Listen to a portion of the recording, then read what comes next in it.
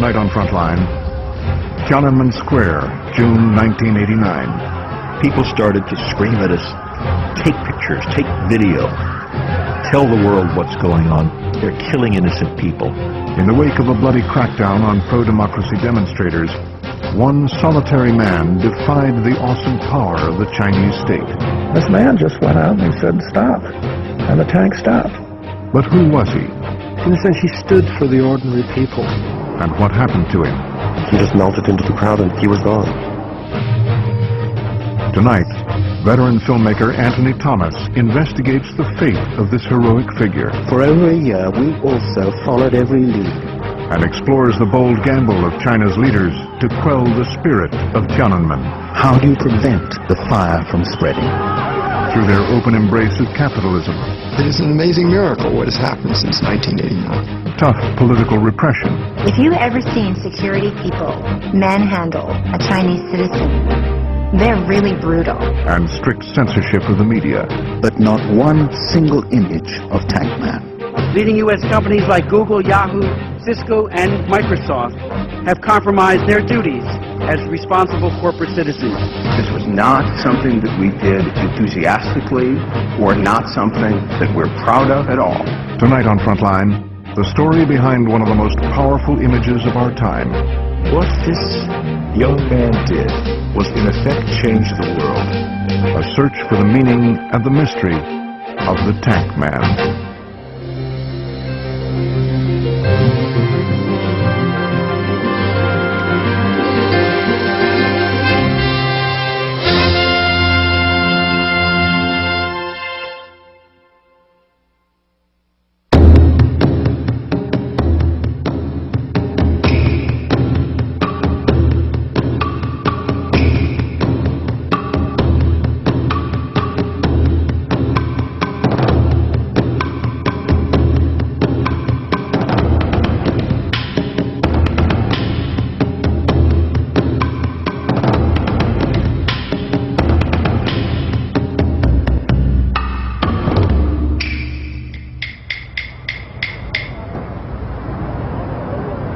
Tiananmen Square, Beijing, the largest public space in the world created on an inhuman scale.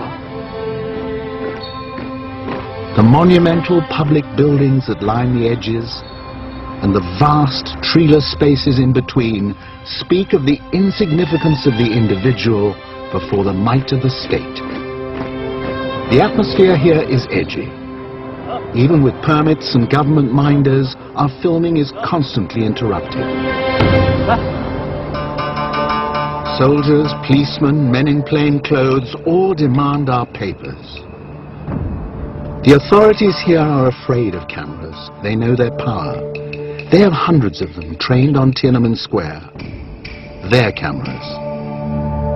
Cameras in other hands are considered dangerous, and with good reason. This place can be a powder keg. On a June night in 1989, Tiananmen Square was a war zone.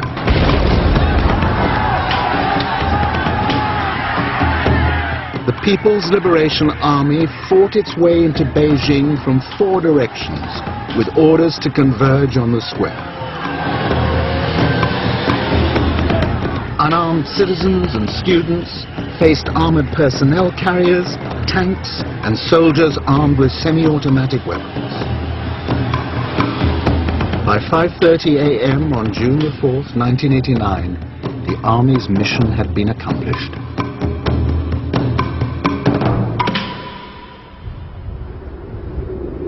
Gradually, the dawn came up. In Beijing, you know how misty it is, smoggy. This wasn't a sunrise. This was like a grayness gradually acquiring some sort of light. And where all this life had been was this quadrangle of tanks facing out. All the students were gone. And I just stood there and I watched. T.D. Ullman was staying at this Beijing hotel, which has a commanding view of Shangan Avenue, the Avenue of Eternal Peace, that runs directly into Tiananmen Square. On these balconies, Western reporters and photographers had crouched, often under gunfire, to record the events of the night of June 3rd, 4th.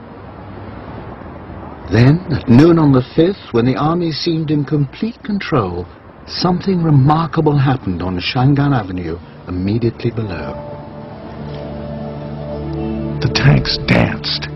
It was obscene. It was like an obscene dance. They just didn't roll out. They swiveled around. God knows why they did that. And then the moment came which has intrigued you and fascinated and moved the world. You stand there, you're looking down, this tank's coming out. It's got its gun up. And this man just went out and he said, stop. It's absolutely extraordinary. You could look at him as unusually brave, but he probably wasn't. He was probably just an ordinary person who was so disgusted at what he had seen for the last few days. And he said, right, that's it. I'm going out and I'm going to just stand in front of that column. The tank did not try to just run him over. It turned to go around him. And then the young man jumps in front of the tank. And then the tank turns the other way and the young man jumps the other side. They did this a couple of times and then the tank turned off its motor. And then it seemed to me that all the tanks turned off their motors because it was really quiet. Standing in front of a column of tanks. No one around him. He was all on his own with his shopping bag in his hand. He climbed on top of the tank, banged on the lid, said, "Get out of my city. You're not wanted here." We don't know exactly what he said, but it's clear that's what he wanted to say. And I started to cry because I had seen so much shooting and so many people dying that I was sure this man would get crushed. So I remember thinking, I can't cry because I can't see. I want to watch this. During this time, I'm thinking, this guy is going to be killed any moment now. And if he is, I just can't miss this. This is something that he's giving his life for. It's my responsibility to record it as accurately as possible.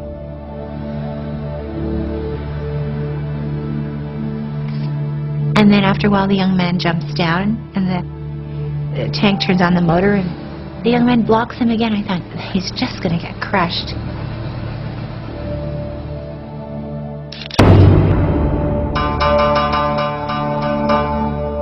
I realized that the Public Security Bureau had been watching us from the other rooftop by binoculars. So I went in and took the film out of the camera and reloaded it into the plastic film can. And went it to the toilet, took off the top of the toilet and put it in the holding tank, put the toilet top back on. And shortly after that, probably 10-15 minutes afterwards, the Public Security Bureau broke through the door. They got one other roll of film from the shots that I'd taken from the night before, and they were pretty satisfied they'd cleaned up the situation. About a day and a half later, I worked my way back through the back streets to the Beijing Hotel, and luckily nobody had flushed the toilet.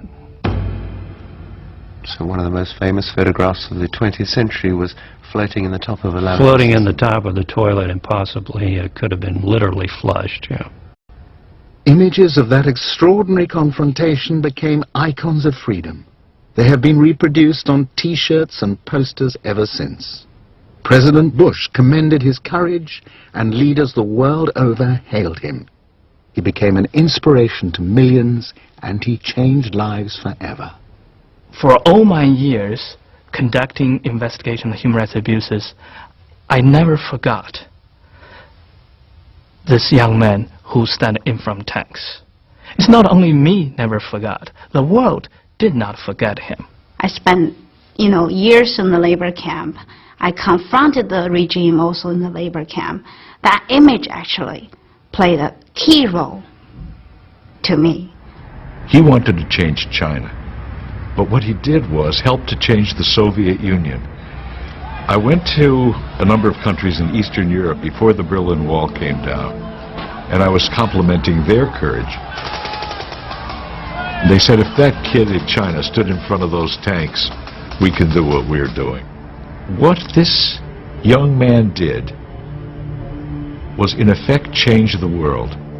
Within minutes of his incredible act of defiance, Tankman was hustled away, by whom we do not know, and vanished. And still we have no idea of his fate or who he was. But to some it appears he was not a student, more likely an ordinary working man. He didn't look at all like a student. He looked like someone on his way to work, or who just knocked off and was on his way home, doing the shopping on the way home. In a sense, he stood for the ordinary people. The protests that climaxed with the Tankman's lonely act of defiance had begun 5 weeks earlier with a mass student demonstration, and in most Western media continued to be treated as a student phenomenon. But there's much more to this story. The students had touched a nerve, and soon everyone seemed to be out there protesting against hardship, government corruption, and 40 years of repression. In Tiananmen Square and on the streets of Beijing, in cities right across China, there were tens of millions of tankmen. Whole swathes of the country were in open revolt. In Beijing, 1 in 10 of the population was joining in. And that includes all the old people, all the little children. So it was massive.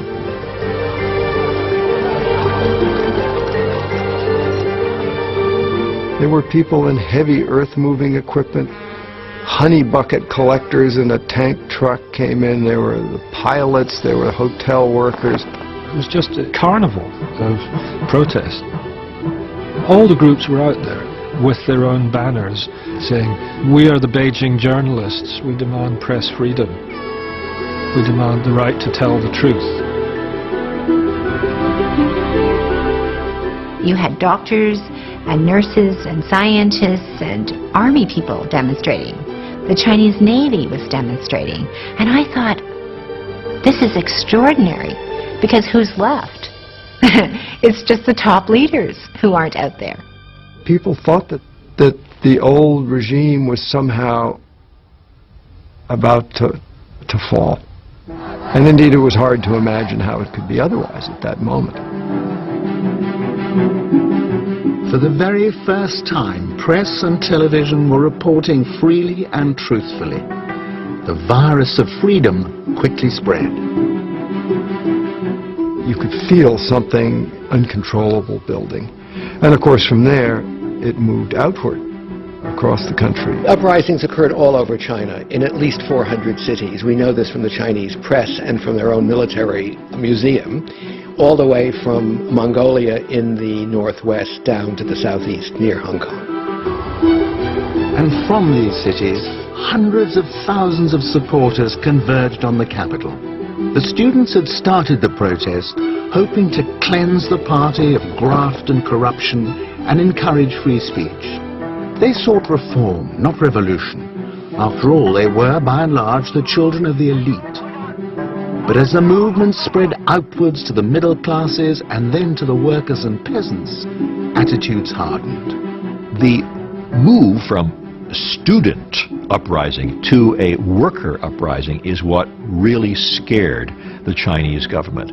They felt that they could deal with the students. After all, students had been involved in uprising for many, many years. But where it became dangerous to the stability and to the survival of the Communist Party was when ordinary workers became involved. After all, the Chinese Communist Party had originally used the workers' movement to gain power for itself. Now those in government were terrified that we'd take it back from them. In fact, the government was paralyzed by infighting between those who advocated peaceful negotiation and hardliners who demanded a crackdown.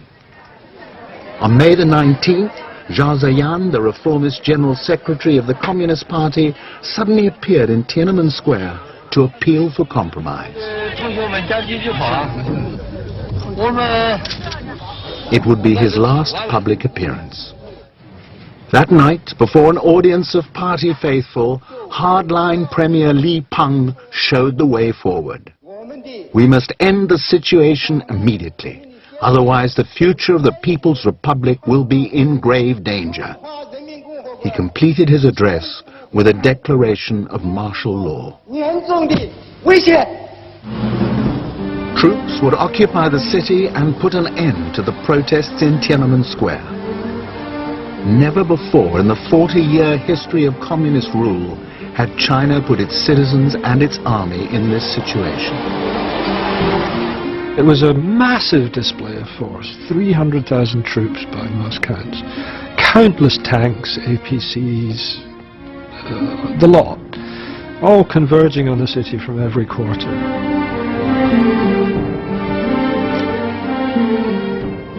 Beijing's response came as a complete surprise, both to the army and to the government. The people just flooded out, and physically, with their sheer numbers, simply blocked the road. Flood tactics, flooding them with people so they couldn't move.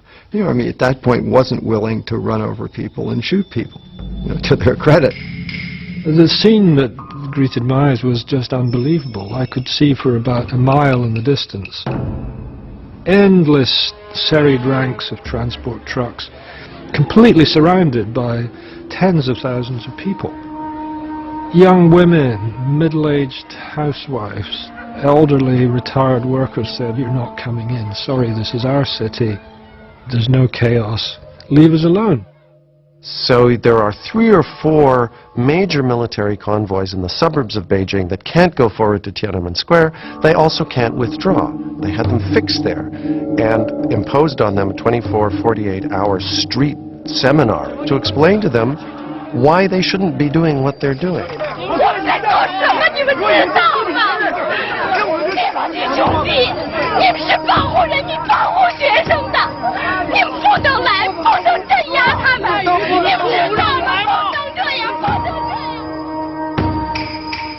And I witnessed a mother with an infant talk face to face with the soldiers in the truck, telling him it was a very peaceful city, and what we did was to just ask for more freedom for the people.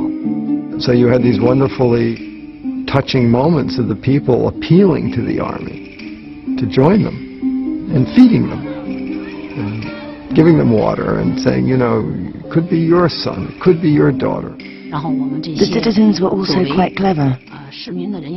They brought their children and asked them to say to the soldiers, "How are you, Uncle Soldier?"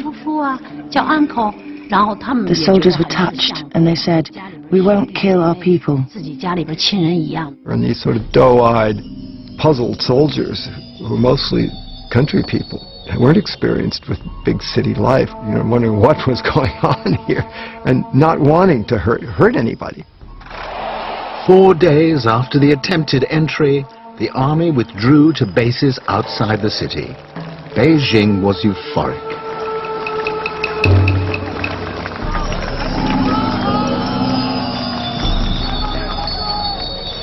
So that ended very well and was a great triumph.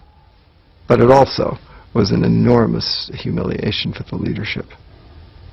They had been thwarted and they had lost face, and they weren't going to let it happen again. The party elders feared that the whole edifice of communism was going to collapse, like it was collapsing in the Soviet Union and in other parts of Eastern Europe. They needed to make a stand, and a bloody stand, to show their population, and in fact to cow their population back into submission. Over the next 10 days, Supreme Leader Deng Xiaoping hatched a new plan. Troops armed with semi-automatic weapons and backed by tanks were drawn from military districts across China.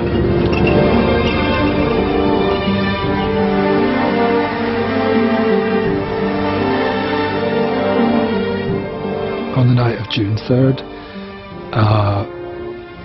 huge invasion force coming in again from all directions, but mostly from the west, this time with live ammunition. This time, strict orders: the square must be cleared by dawn on June 4th. The instructions to the troops said, "We don't want bloodshed, avoid bloodshed."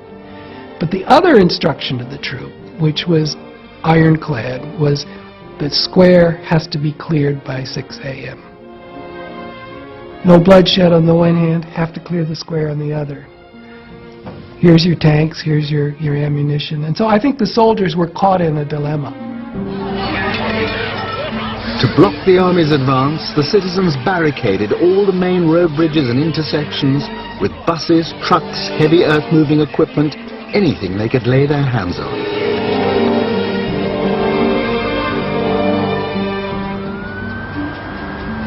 Mushidi Bridge. In 1989, all traffic entering the city from the west had to cross here. The nearby exit ramp didn't exist. But the apartments were here, homes to senior government bureaucrats who would have a ringside view of a massacre that began in the early evening of June the 3rd, as the crowds manning the barricades on Mushidi Bridge hurled rocks and abuse at the advancing army.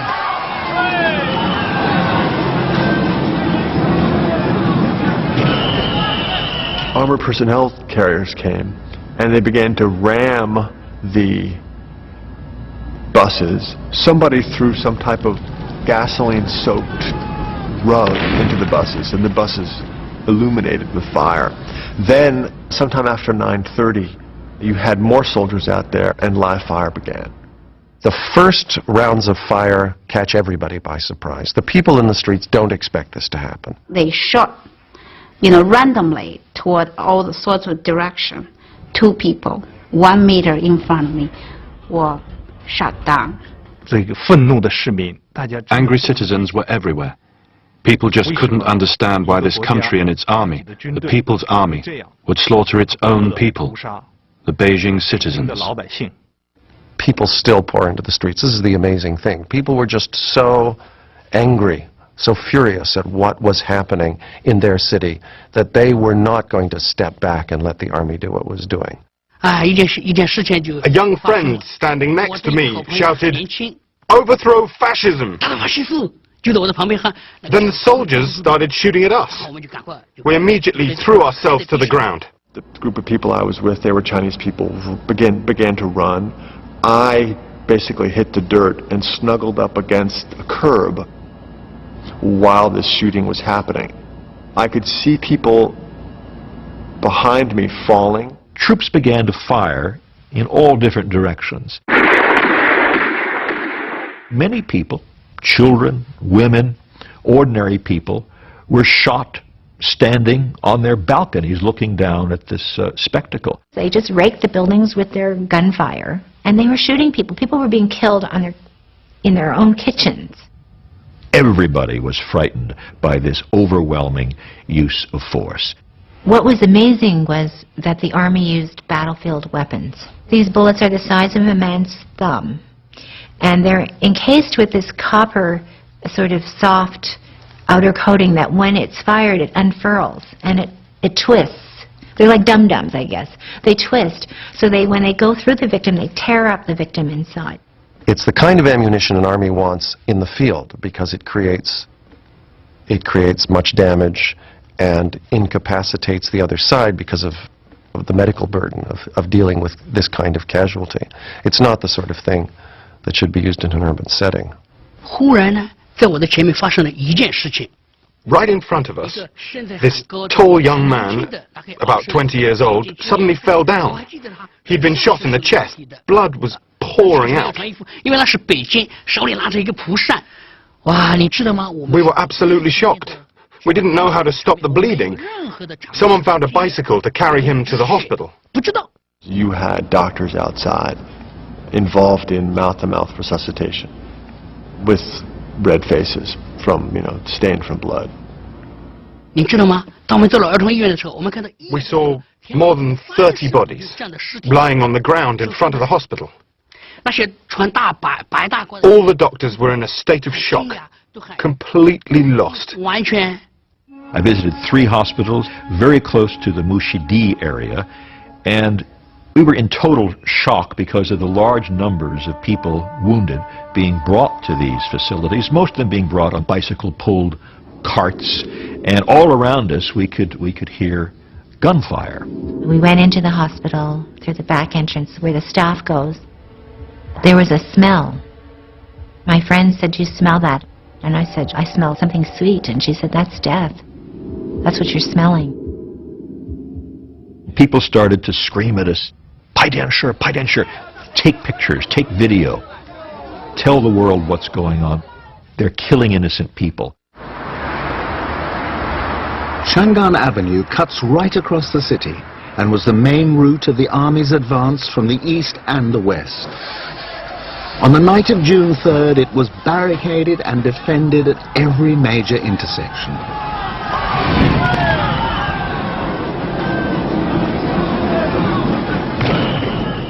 From Mushidi, all along Chang'an Avenue, it was like a war zone.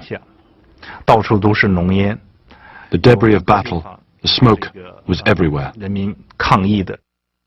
Every time a blockade was knocked down, going east from Mushidi, another one would be set up at the next major intersection. So the army had to plow its way through a series of blockades. Sometimes it's breaking through buses and trucks that have been strewn across the street. In other cases, it's breaking through human barriers, and they have to be shot. Basically, it was a one-sided pitched battle all the way from the western suburbs till they finally, several hours later, about 1:30 a.m. began to arrive at Tiananmen Square, which was ground zero. This was the crunch time. We knew the troops had orders to clear the square by dawn. That was the deadline.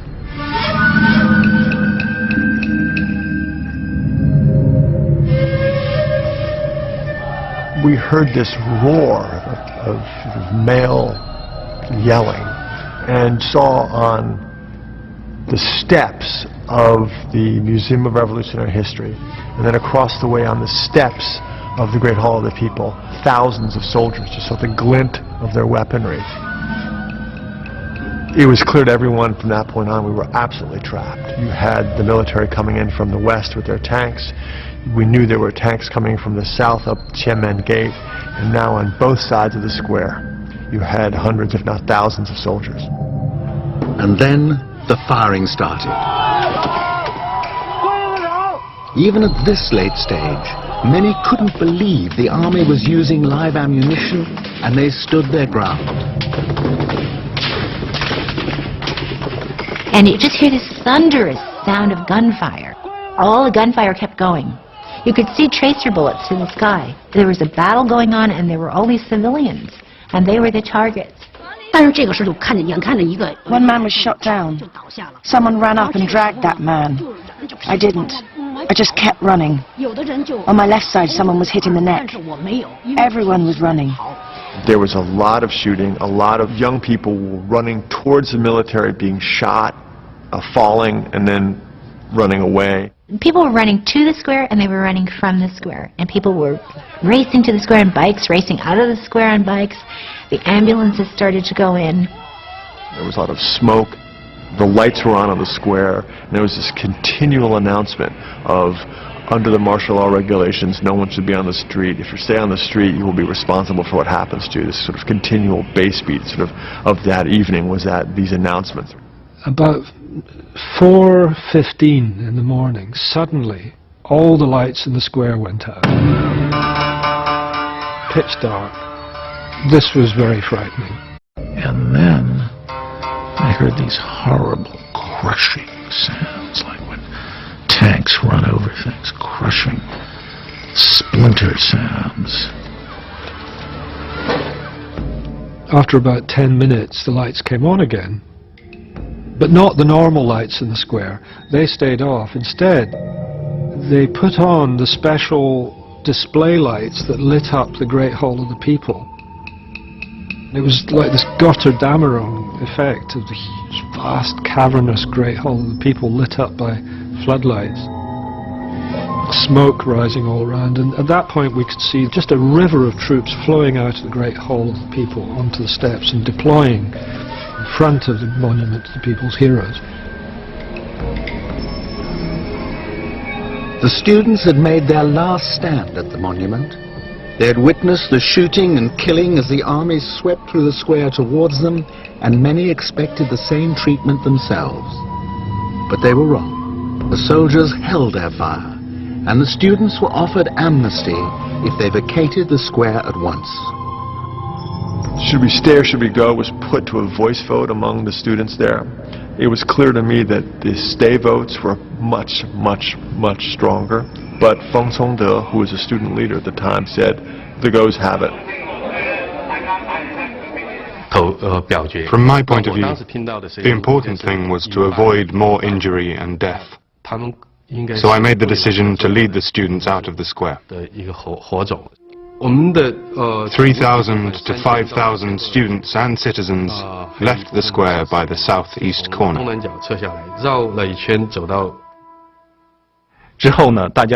All the students held hands and started singing the Internationale, and soothed each other with the belief that one day we would be back.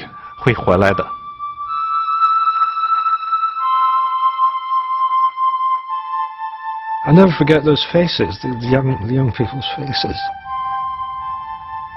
They were walking out with their heads held high. They'd finessed their retreat from the square so well. They'd performed so bravely. And finally they'd made the right decision. There would have been no point staying there. Everyone would have been killed. Reports in the week after June 4th stated that troops had assaulted the monument and massacred all the students on the monument. Thousands of students had been shot down in cold blood. That didn't happen. Had it happened, I wouldn't be here today. Simple as that. The theatre of the massacre was by and large elsewhere. It was the rest of the city, and that was where the Beijing citizens fought and died. Later that morning, amazing things started to happen. People astonishingly started holding hands, walking up the avenue, trying to re-enter the square in the face of these tanks. These people were frantic. They were nuts, out of their minds. And the reason they were out of their minds is that these were the parents of students who had been in the square that night. These parents were running back and forth, and they were saying, want to go into the square, looking for our children. Then an officer came out with a loud hailer, and he said, I'm going to count to 5, and then we're going to fire. Then all the people would realize that the guns were pointed at them, and they'd go running past the hotel. And then the soldiers would fire in their backs.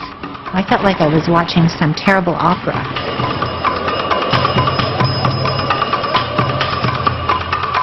And a lot of people went down. 30, 40, 50 people are knocked down. Everybody else ran away. I'm lying in the grass thinking, this is the worst thing ever. This is hell. But the odd thing was that after a little while, like 40 minutes, an hour, people would gather their nerve again and crawl back to the corner and start screaming at the soldiers. And then the commander would eventually give another signal, and the soldiers would raise their rifles again. And people go, oh my God, and they'd run away and they'd shoot more in the backs. And this went on more than half a dozen times in the day. It was, to me, unbelievable. There then suddenly appeared, right there, an ambulance. And they rush in amongst all the people who were on the ground. And the soldiers open fire again and mow them down. The soldiers shot everybody. Doctors, nurses, rescuers. Everybody was being shot at. This was seen by numbers of journalists who will never forget it. This was a real massacre. This was the targeting and the shooting down of totally nonviolent, innocent civilians. The tactics of overwhelming force that were used had a point. They were meant to shock, terrify, and awe. And they did. Terror works. No one knows for certain how many people died. The Chinese Red Cross initially reported 2,600 and immediately retracted under intense government pressure. The official figure is 241 dead, including 23 officers and soldiers and 7,000 wounded. All we can be sure of is that by the third day, June the 5th, the army was in complete control. Beijing seemed utterly vanquished until an unknown young man made his astounding gesture of defiance. The symbolism of what he did was overwhelmingly clear. He spoke for the Beijing people. Before June 4th, you had millions of people all over China in the cities, up in the streets, peacefully demanding more rights, freedom, democracy, press freedom, end to corruption. After June 4th, what did you have? You had one man, one sacrificial figure almost, who took it on himself to speak for everyone else who had been silenced by that time. But what happened to that young man?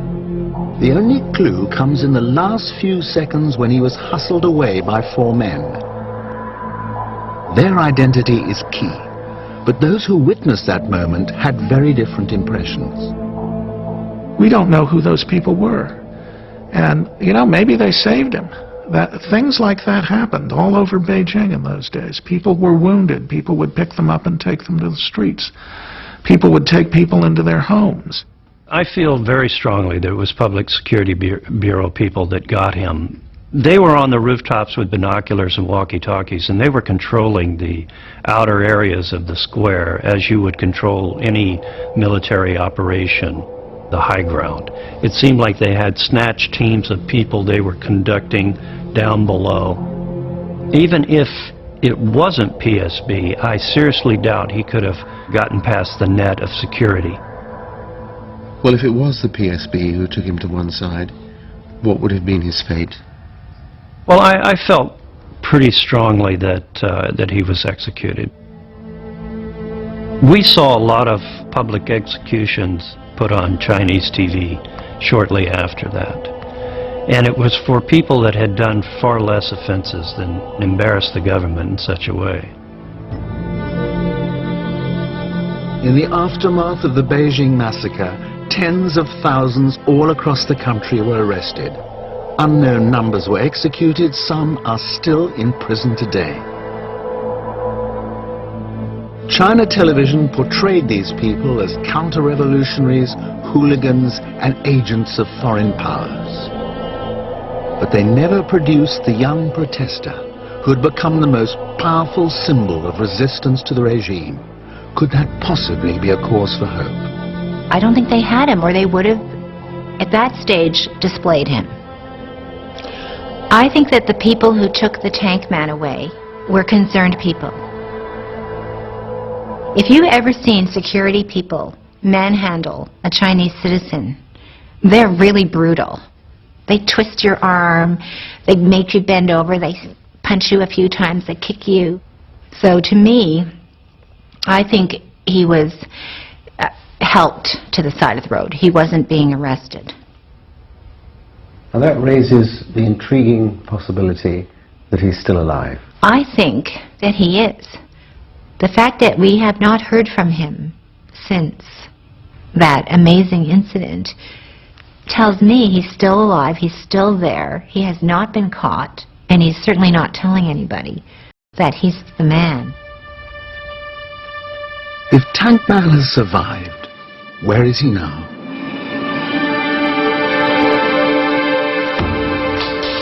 Since the day he made his heroic stand, his country has changed beyond recognition. Old economic dogmas were cast aside. To attract foreign capital, China's leaders created special economic zones and removed many restrictions on foreign ownership and investment. The results were dramatic. 15 years ago, this entire skyline didn't exist, just paddy fields. China's rise is the story of the 21st century, and it is rooted in the events of 1989. This was Deng Xiaoping's great moment of genius. After the massacre of 1989, he in effect said, we will not stop economic reform. We will, in effect, halt political reform. What he basically said to people was, folks, you're in a room. There are two doors. One door says politics, one door says economics. You open the economic door, you're on your own, you can go the full distance, do basically whatever you want, get wealthy, help your family, have a bright future, move forward into a glorious future. You open the political door, you're going to run right into one obstruction after another, and you're going to run into the state. There was a point to that. This was meant to buy the Communist Party a new lease on life. On the one hand, intimidate opposition for a generation. On the other hand, give the people bread and circuses. And the deal is there must be no challenge to one-party rule. That's the terms of today's China. That's the deal. And for those who rose against the regime in 1989, principally city people, the deal has paid off. After decades of austerity, they have access to everything money can buy. No dream seems unattainable here, no expense too daunting. And the speed of the change is breathtaking. The high-speed train from Shanghai Airport to the city uses a technology developed in Germany, but considered far too expensive to be practical. But it stands as an important symbol of China's aspirations, no matter if the train is often empty. Underpinning these visionary projects is an economy hurtling forward at a staggering rate of 9% a year as China draws in hundreds of billions of dollars of foreign investment.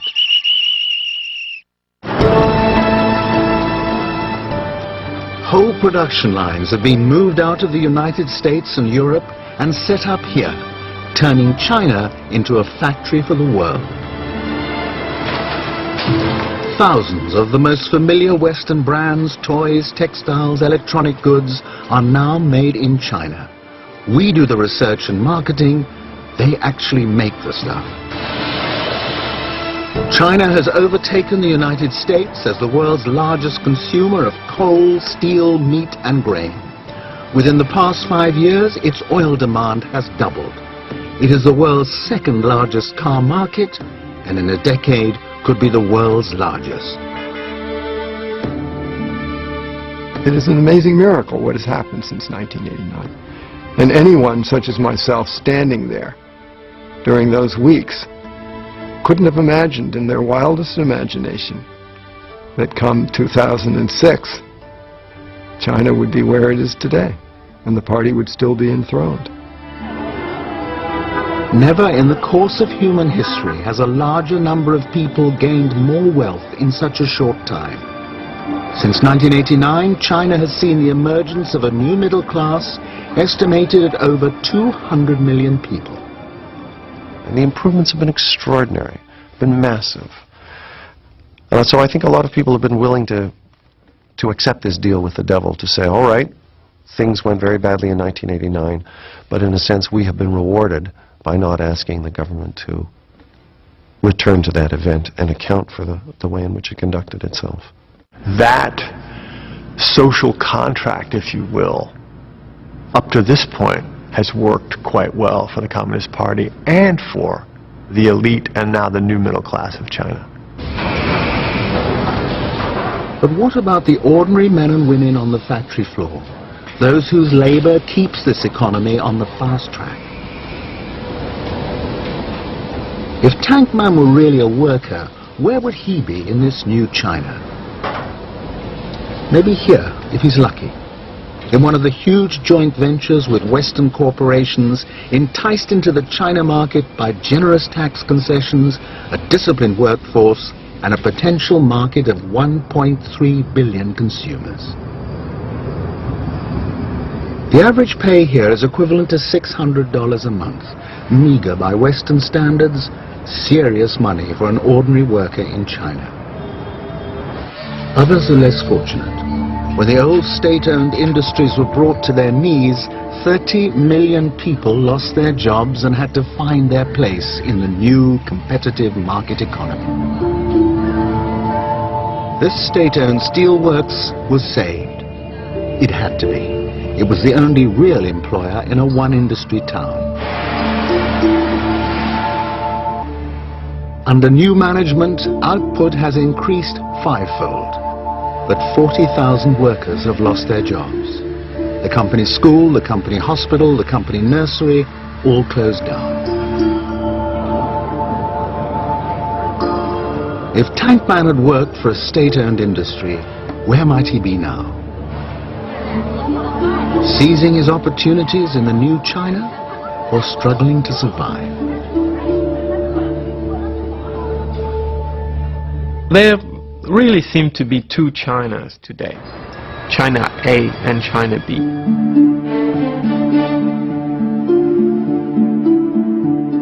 China A is big cities where businessmen and foreign governments go. Beijing, Guangzhou, Shanghai, Shenzhen, modern and confronting a lot of the problems that developed countries are facing. Problems of urbanization, too many cars, the rise of criminalization, the education, health system, the judicial system. These are problems for a developed, rich or getting richer country. And then you have China B, the undeveloped or developing China, which is the vast majority of the country. This China is still very poor, not getting better because all the economic growth is concentrated in the cities. They face problems that are really problems from developing countries. Very low education, not enough water, not enough economic resources, not enough infrastructure. It's a profoundly unequal system, and it's a system whose contradictions we see every day are playing out more and more. We are in Anhui province, 300 miles and several centuries from Shanghai. It's a dizzying descent from the skyscrapers and freeways, the glittering boutiques and futuristic train to this.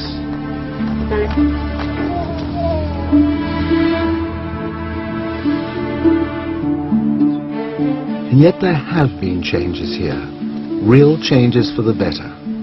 Under the old collective system, peasants were virtually slaves of the state. Now they own, or rather lease, their plots and are free to sell their produce on the open market. As a result of these reforms, rural incomes doubled within a decade. But the trouble is that what the state gave with one hand, it has taken away with the other. Education and healthcare, which are the two main benchmarks for the advancement and the progress of a society at large, have totally collapsed in the past 20 years. Education used to be free and accessible for every child in China.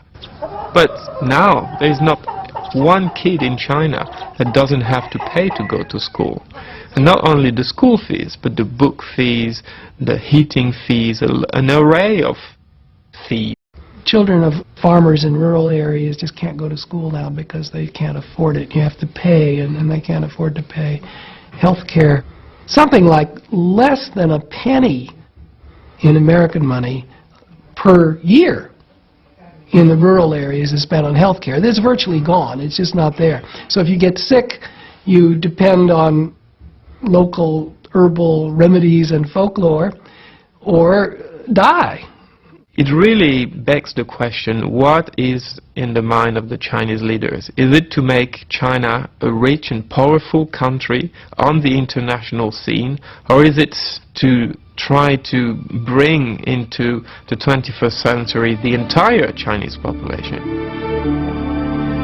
There are almost 1 billion people in China B, including at least 750 million peasant farmers and their families. What's so striking here is not just the sense of timelessness, but the absence of young adults. Zhang Mei has 3 sons who have all left to work in the industrial areas. She sees them once a year if she's lucky. This little boy is a grandson.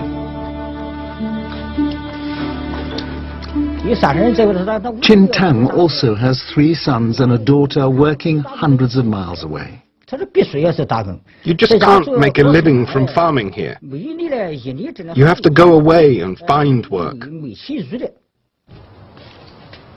In recent surveys, the #1 reason migrants give for leaving their homes and families is to pay for the education of their children. In March 2006, the government promised to work to remedy the situation by injecting a further $5 billion into the rural economy over the next 12 months. That's almost $7 a head. Probably not enough to turn back the human tide.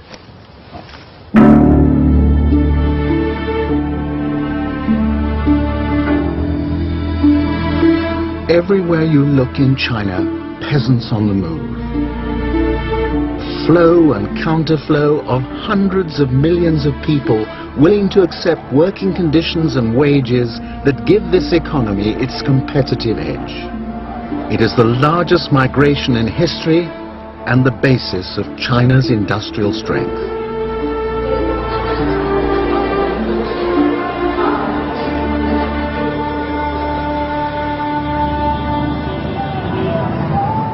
"40,000 migrants work here in Sanxinchang, a new industrial center that has grown from a village in less than 10 years. The trend now is for specialization, 1 city per product. So China has a sock city, a toothbrush city, an underwear city, and here in Sanxinchang, a bedding city, making comforters, pillows, and sheets for the world. The Sanxinchang employers are beneficiaries of the post-Tiananmen deal. Some at the top end have exploited party connections. Others have risen from the humblest backgrounds and now own a backstreet workshop or 2. What they all share in the bedding business is a preference for young female workers. Factory employers like to hire young people because they are more energetic, they are fresh, they can work faster. That's why when they recruit workers, they look at their health. It is very important to make sure that they are strong and fit. You don't want to hire sickly workers. A lot of factories do not even have 1 day off. That means 7 days a week, 13 hours a day. Typical pay for migrants working these hours, about $120 a month. They work them like this for maybe 5, 6, or 7 years, and then either they get sick, they get tired, and they leave on their own, or the factory management will fire them if they are not up to the speed. Life for most of these workers is confined to the factory floor and a dormitory in a migrants' hostel. Sanxinchang is encircled with hostels. Some of them squalid, others indescribable.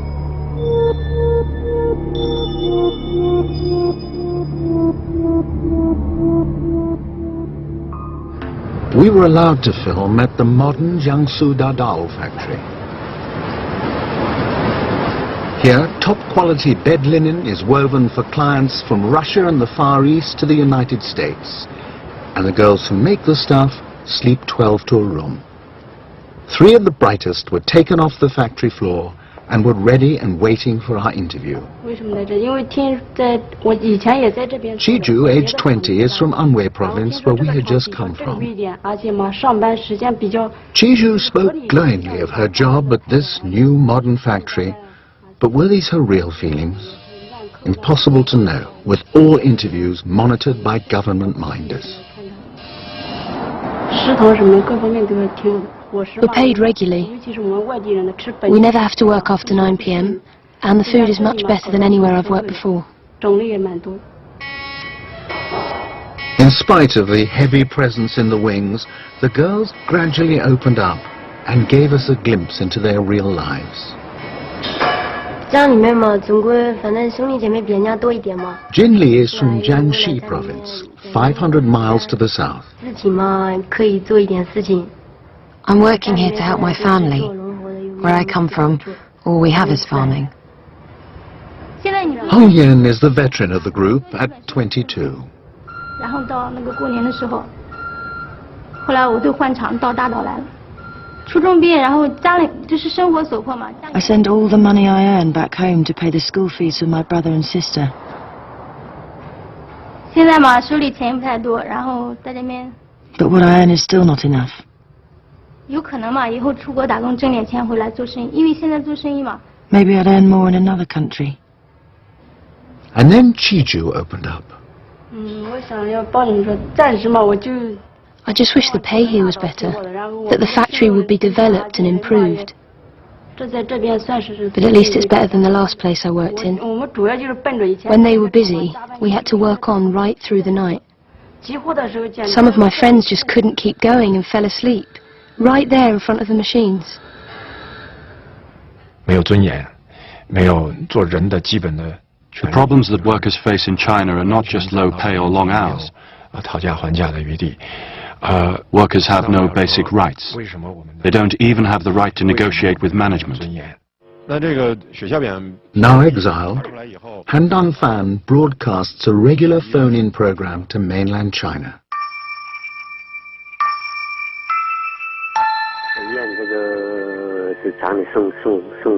Today, he's talking to workers who make sofas for a European company. When the workers recently protested a 20% wage cut, their leaders were beaten up. Now some of them are suffering severe health problems. We think it's a glue sprayed in the production process. The Chinese authorities have tried to jam these broadcasts. Han is considered an enemy of the state. In 1989, he was elected to lead an independent trades union that set up headquarters in Tiananmen Square. When his face appeared on the TV wanted lists broadcast across China, he says he simply walked into a police station and said, "Here I am, and I've done nothing wrong." Brutalized, kept in solitary, and then forced to share a tiny cell with prisoners suffering from infectious diseases, Han nearly died.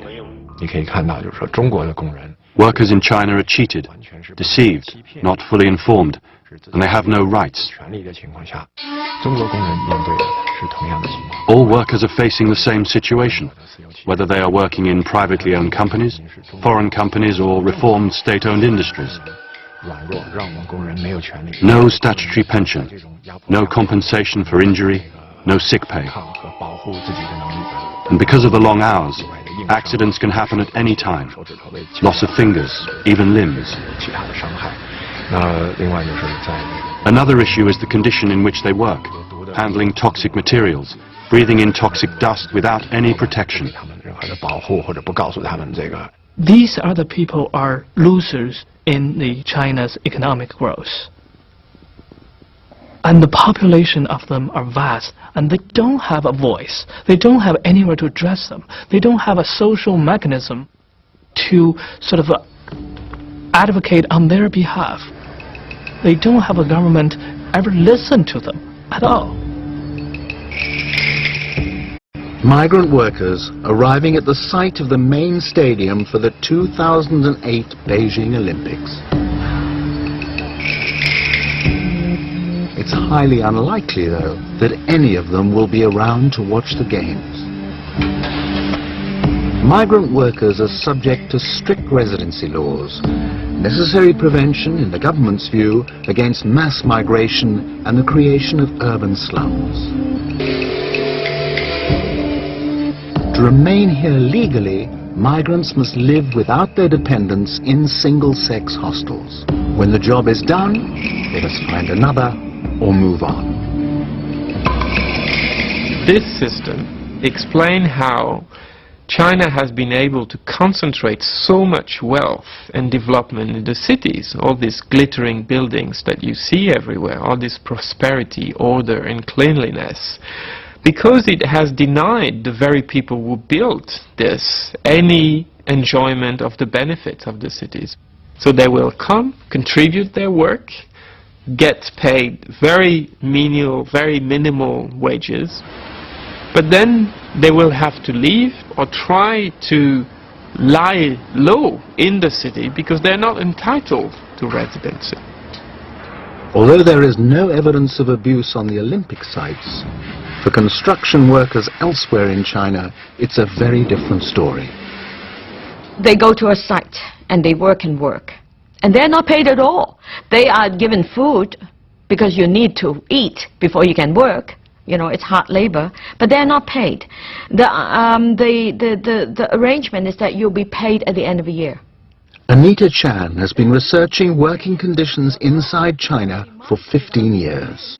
And if at the end of the year, either the boss, the construction company, or the gang boss default on you, that means you're not paid. And that is so common. There have been cases of construction workers trying to commit suicide, trying to draw attention by going up to some construction sites and threatening to throw themselves down. A lot of these construction workers are working for the state sector, building government buildings. And in the end, it's the workers who are at the end, at the bottom of the, of the heap, and so they're not paid. China's paradox now is that, a larger quotient of people than at any time in the last 50 years have moved forward and are economically better off. But there's a huge number which have really stagnated. What you see in China is this pool of resentments, this growing pool of resentments from the Chinese underclass that is progressively spreading over China. There's a huge amount of tension. It's like a land of 1,000 earthquake faults. And one of these faults is between the rich and the poor, between peasants and the party, between corrupt officials and the people.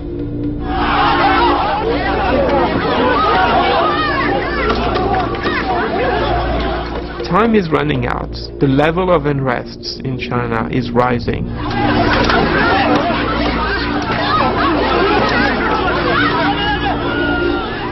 At the end of last year, the Public Security Ministry declared the number of demonstrations was 74,000 nationwide, but a year before was 50,000, and this number is increasing.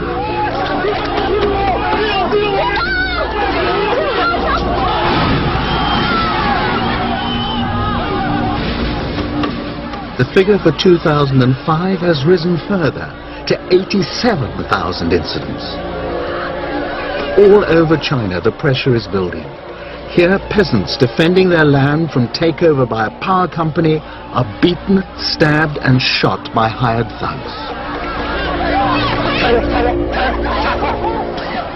One incident in June of last year that happened to be recorded by a villager who was able to smuggle his tape out of the country. One incident in June 1989 that happened to take place under the very noses of Western cameramen.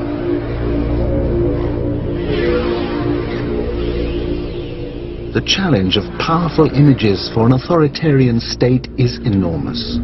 How do you stop one person's example becoming an inspiration to others? How do you prevent the fire from spreading?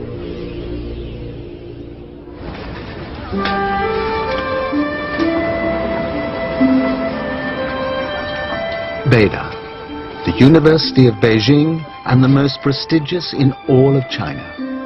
In 1989, Beida was the nerve center of the student movement that would inspire a popular uprising.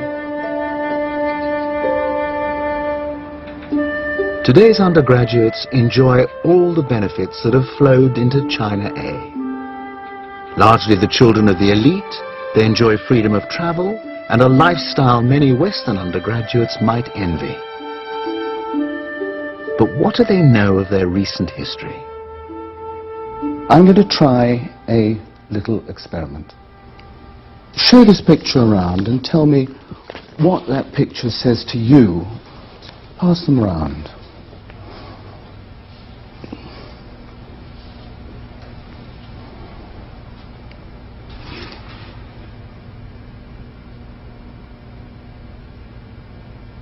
They were baffled. After a long silence, one of them whispered, "Looks like some military ceremony." The boy whispered back, 89. But the girl made no connection. Does it have any meaning at all? 从这张图上呢 Well, I can see 4 vehicles. 这个4个装备，然后 I'm not sure about the context. 不太清楚这是一个什么样的场合。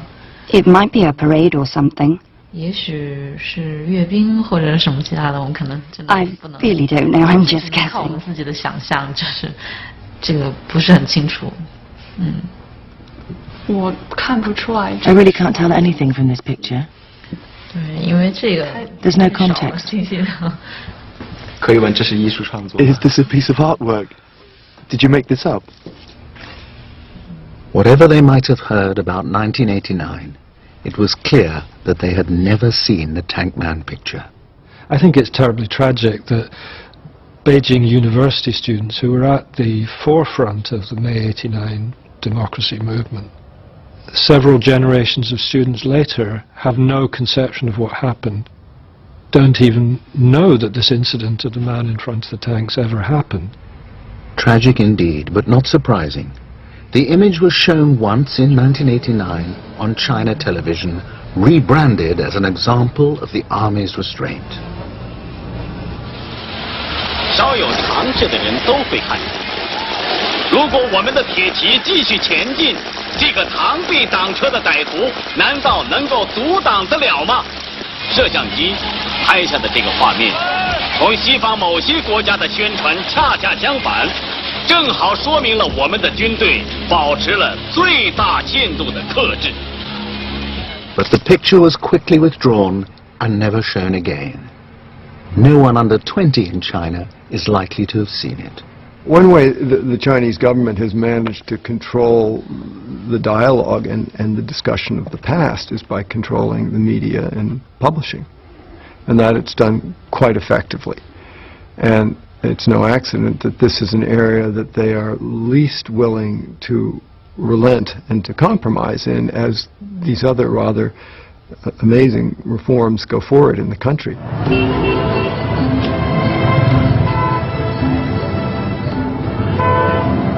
Any regime attempting to combine economic freedom with rigid one-party rule is faced with a challenge. How do you allow in all the information necessary to keep a free market economy running while filtering out anything that contradicts the party line and undermines its authority? Press censorship is one thing, but China already has 111 million internet users, monitored by at least 30,000 internet police. For more sophisticated controls, China relies on Western technology. When we in the West search for images of Tiananmen Square on Google, photos of Tank Man pop up immediately. Move through the selection of 18 pages and Tank Man appears again and again.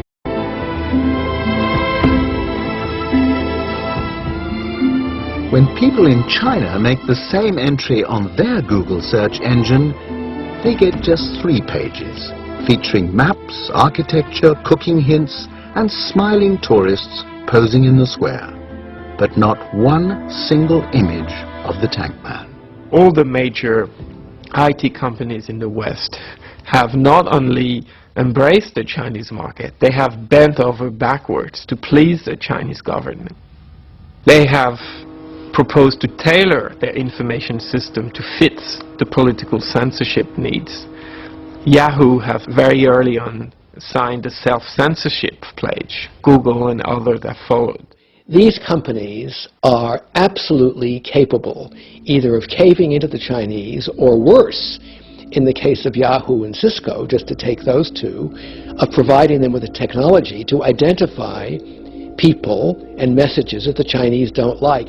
And we already know that at least one person, a person called Shi Tao, has been arrested in China because of this.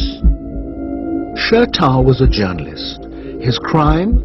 Forwarding to a New York website Chinese government instructions on how their media should cover the 16th anniversary of the Beijing massacre. Yahoo supplied all the necessary information to the Chinese government, including the time the email was sent, the IP address, and the corresponding PC he used. Shi Tao was arrested and put in jail for 10 years. In February 2006, representatives of Yahoo, Google, Cisco and Microsoft appeared before a congressional committee accused of being accomplices of oppression. Leading U.S. companies like Google, Yahoo, Cisco and Microsoft have compromised both the integrity of their product and their duties as responsible corporate citizens. We have determined that we can do the most for our users and do more to expand access to information if we accept the censorship restrictions required by Chinese law. Our decision to create a presence, any presence, inside of China was a difficult one. Self-censorship, like that which we are now required to perform in China, is something that conflicts deeply with our core principles. If this Congress wanted to learn how to censor, we go to you. The company that should symbolize the greatest freedom of information in the history of man. This was not something that we did enthusiastically or not something that we're proud of at all. No one had tougher questions to answer than Yahoo. Women and men are going to the Gulag and being tortured as a direct result of information handed over to Chinese officials. When Yahoo was asked to explain its actions, Yahoo said that it must adhere to local laws in all countries where it operates. The Shi Tao case. The facts of the Shi Tao case are distressing to our company, our employees, and our leadership. When Yahoo China in Beijing was required to provide information about a user who we later learned was Shi Tao, we had no information about the identity of the user or the nature of the investigation. At the time the demand was made for information in this case, Yahoo China was legally obligated to comply with the requirements of Chinese law enforcement. My response to that is, if the secret police a half-century ago asked where Anne Frank was hiding, would the correct answer be to hand over the information in order to comply with local laws? It is that aspect, direct cooperation between Western corporations and the Chinese police, that is of greatest concern. China have a national program, so-called Golden Share program.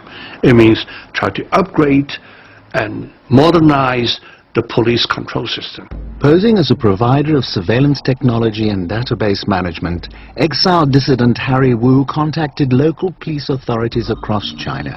He says that time after time he was told he was too late. They already had the latest technology from the American corporation Cisco.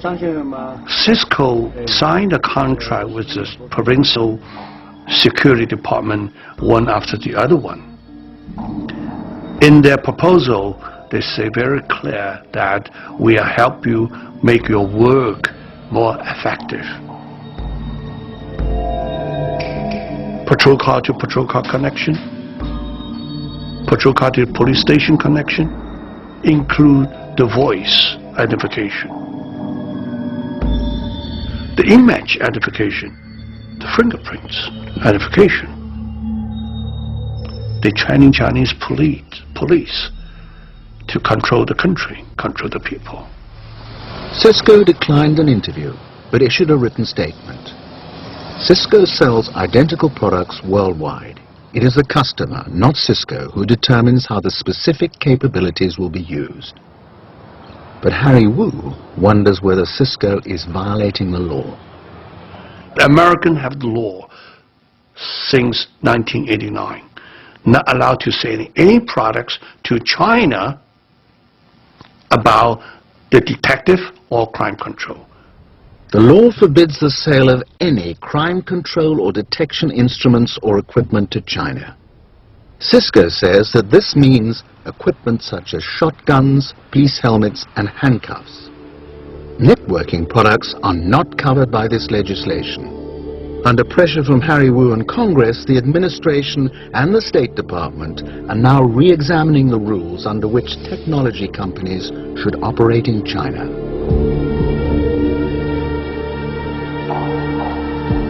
But the technology is already there. It has helped make Tankman disappear, and if another should emerge, that technology could facilitate a swift arrest.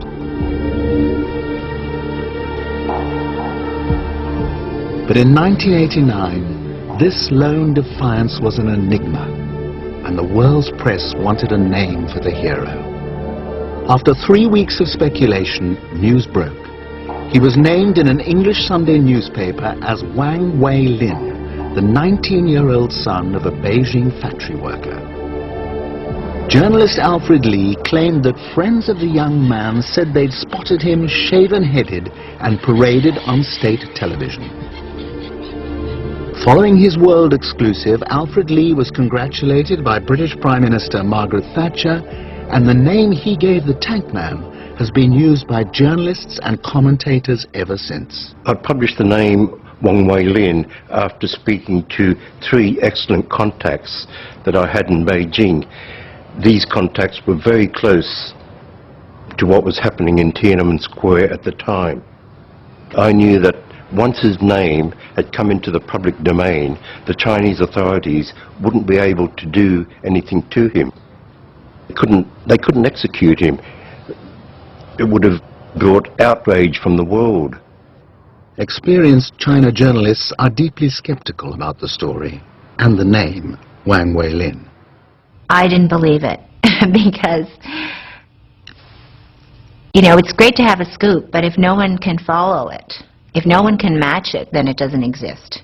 None of the resident correspondents in Beijing, many of whom are fluent in Chinese and have many sources, many connections, all kinds of information, no one could match it. I also took into account that the journalist who reported the story was not a resident foreign correspondent in Beijing. 5 days after Alfred Lee's story broke, the London Evening Standard cited American intelligence reports confirming that 19-year-old Wang Weilin was dead. The article was attributed to the Standard's Beijing correspondent, John Passmore. Do you recall that article? Not at all, and now you tell me that it was American intelligence sources. I know it couldn't have been me writing it because I didn't have any American intelligence sources. I had British diplomats who helped me, but not Americans. So you don't have any evidence that he was executed? No, I never knew who he was or what happened to him.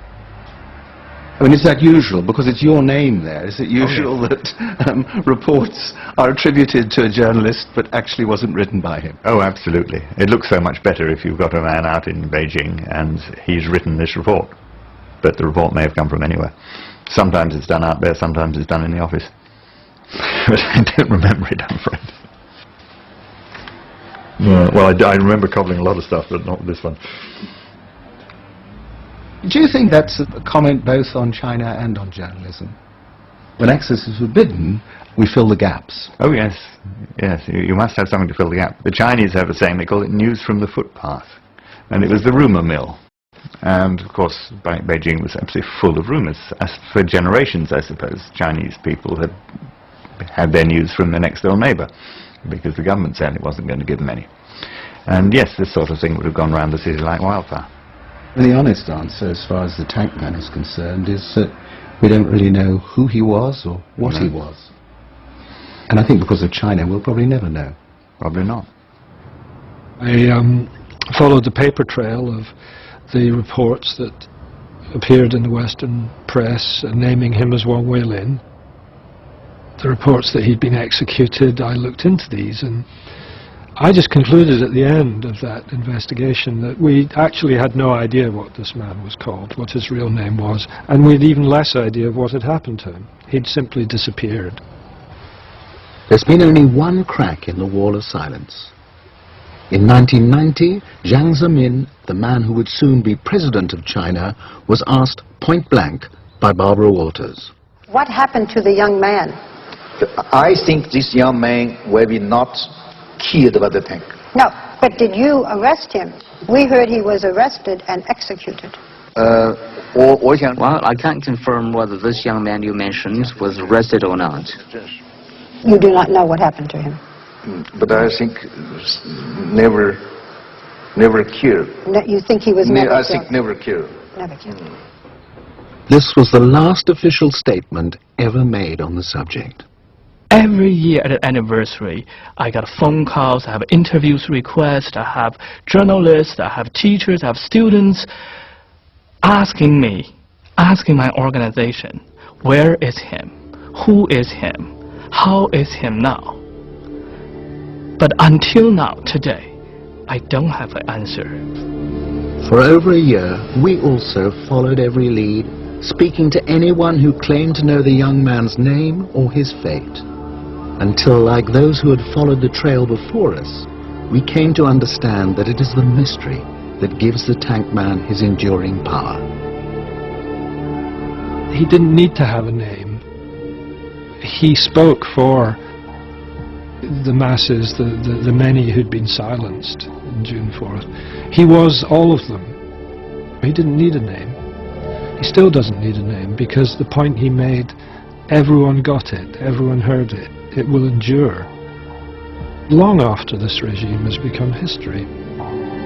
Our journey in search of Tank Man brought us face to face with that other great mystery, China itself.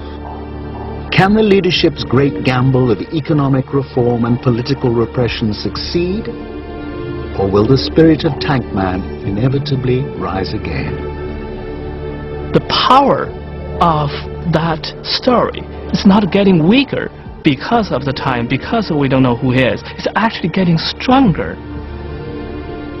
That ultimate spirit of a freedom will last longer than the strength of tanks and machine guns.